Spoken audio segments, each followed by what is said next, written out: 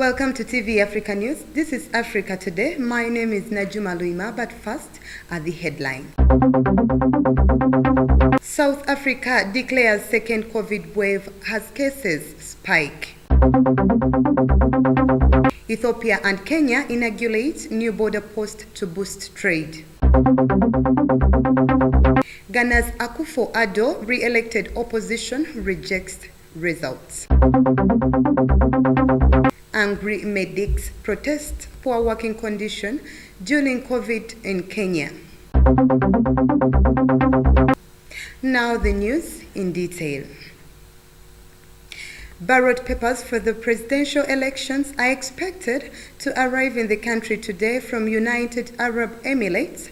Justice Simon Byabakama, the chairperson of the Electoral Commission, said yesterday.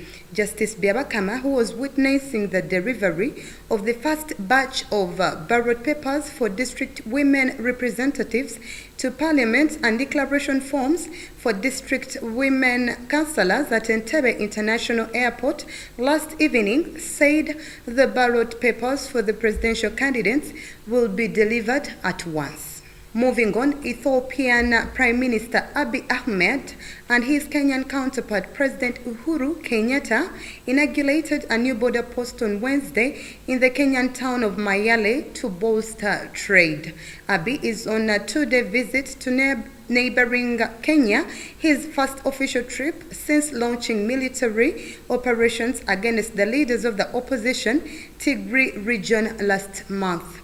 The market town lies roughly halfway between the Kenyan and Ethiopian capitals, which are 1,500 kilometers apart. It has no airport and a population of fewer than 40,000. The two heads of state also presided over the ceremonial opening of a 500-kilometer stretch of the highway connecting Nairobi and Addis Ababa. So this is one of the key milestone for the two people to exchange experiences, investment, trade, and tourism. I hope this will continue to our neighbors to integrate the whole East Africa as one family. Just like the infrastructure, we should work on peace and security of this area, because peace is a foundation for everything we are aspiring.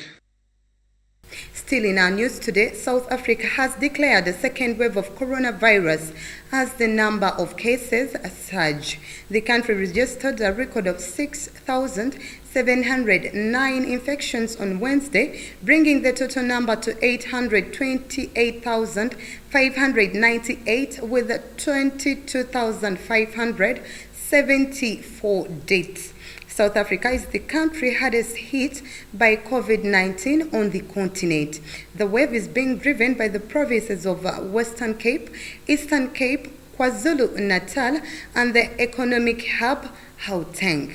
A fight to save every life, and we at the same time need to save every bed in our health facility. Moving on, Ghana's President Nana Akufo-Addo narrowly beat his longtime rival John Mahama to win a second term, the Electoral Commission announced on Wednesday.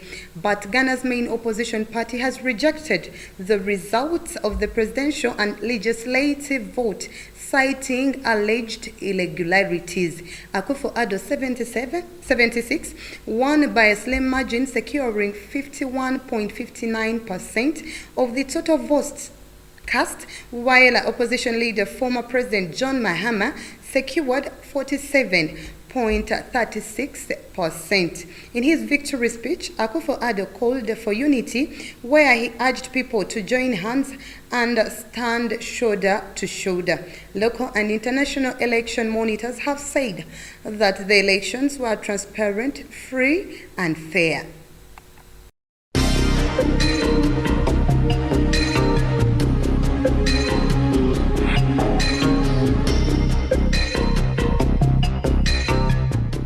In our business news today, Nigeria on Monday began conducting trial operations for the Lagos-Ibadan railway ahead of January launch. The experiment operations were conducted with passenger on board. The train covered the 156-kilometer journey between Ibadan and Lagos in 2 hours and 40 minutes. The Lagos-Ibadan line is a double-track standard gauge rail, the first of its kind in West Africa. It runs from Nigeria's economic hub and most popular city of Ibadan, capital of Oyo State.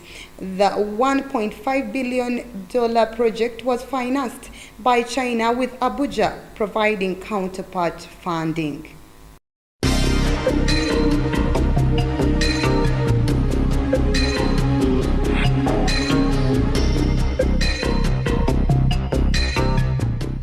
Let's take a very quick short break. We will be right back.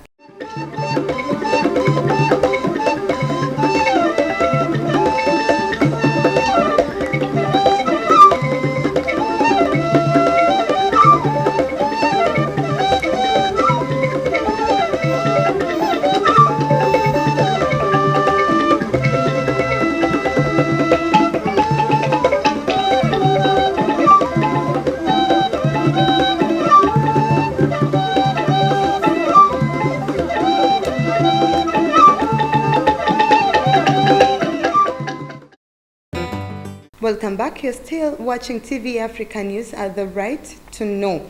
In our health news today, health workers in Kenya protested on Wednesday over poor working conditions during the coronavirus pandemic, which they say have caused the death of colleagues. They blame missing adequate protective equipment such as surgical masks and lacking health insurance.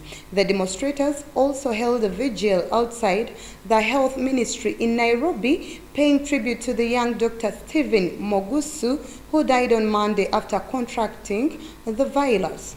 The 28-year-old father of one reportedly had no health insurance.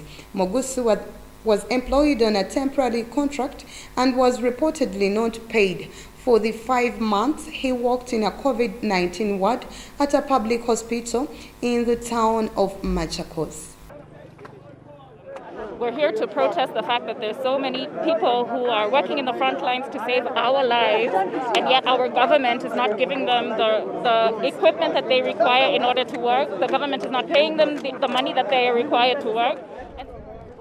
We need our government, we need everyone to be aware that we make sacrifices in our line of duty, and we do not mind it because we took an oath. But it's important that we be protected. Adequate protective equipment and adequate healthcare cover. I am here for Mogusu, and today is about Mogusu.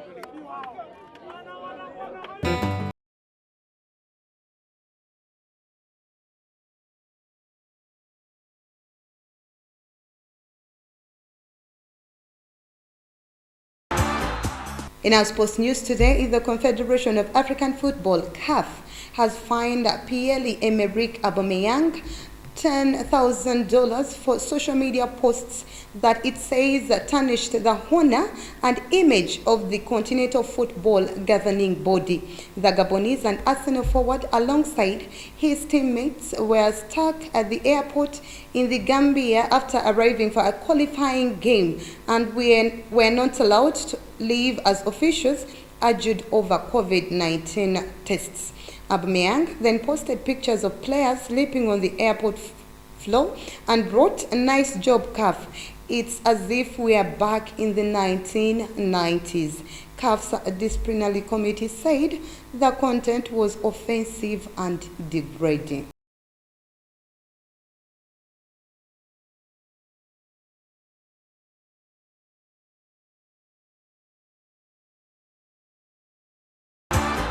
Now, before we end our news, let's take a recap of our top stories. South Africa declares second COVID wave as cases spike. Ethiopia and Kenya inaugurate new border post to boost trade. Ghana's Akufo-Addo re-elected opposition rejects results. Angry medics protest poor working condition during COVID in Kenya. That was the news on TV Africa. Thank you for always tuning in. Stay tuned.